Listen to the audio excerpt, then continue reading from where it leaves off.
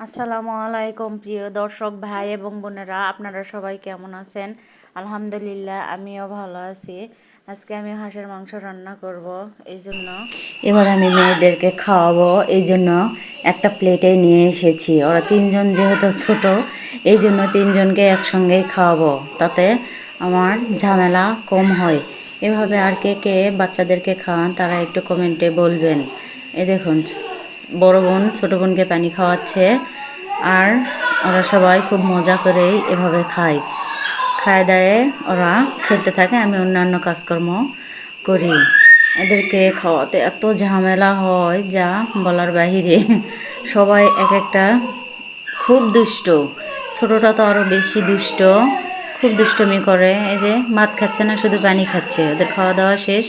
এবার আমি একটু হ্যান্ড পেন্টিংয়ের কাজ করব। আমি জীবনে কোনো দিন পেন্টিং করিনি, এই প্রথম রং তুলি হাতে নিয়েছি। জানি না কেমন হবে, আপনারা দেখে বলবেন কেমন হয়েছে। ভালো হলেও বলবেন, মন্দ হলেও বলবেন। যেখানে ভুল সেখান থেকেই তো মানুষ শিখতে পারে, আর আমি ভুলের মাঝে শিখতে চাই, আর ভুলগুলোই আমি আপনাদের মাঝে তুলে ধরতে চাই। তাহলে সবাই বুঝতে পারবে যে প্রথমে কোনো কিছু করতে গেলে কেমন হয়। তো মাশাআল্লাহ, যতটা খারাপ হওয়ার কথা ছিল ততটাও হয়নি, অনেক সুন্দর হয়েছে।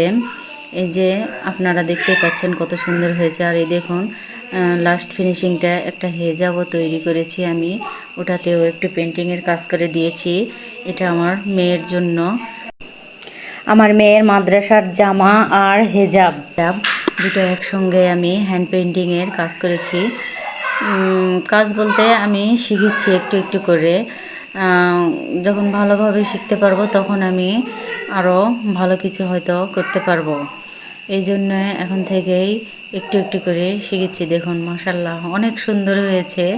মেয়েও খুব খুশি এটা পরে, হচ্ছে আম্মু অনেক সুন্দর হয়েছে। মেয়েদের খুশি তো মায়ের খুশি।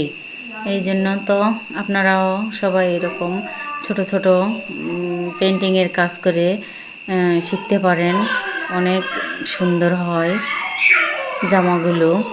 এসব পেন্টিংয়ের কাজ রেডি কালার দিয়েই তৈরি করা যায়। আর এই দেখুন আমার মেয়ে সামনে চলে এসেছে, এসে বলছে আম্মু খুব সুন্দর হয়েছে, খুব সুন্দর হয়েছে। আর এই যে ছোটো মেয়েটা সারাক্ষণ দুষ্টামি করে বেড়ায় বাড়িতে, ওর জ্বালায় আমি কোনো কাজ করতে পারি না। বাট আজকের মতো এই পর্যন্তই। সামনে আবার আরও সুন্দর সুন্দর ব্লগ ভিডিও নিয়ে আপনাদের সামনে। আল্লাহ হাফেজ।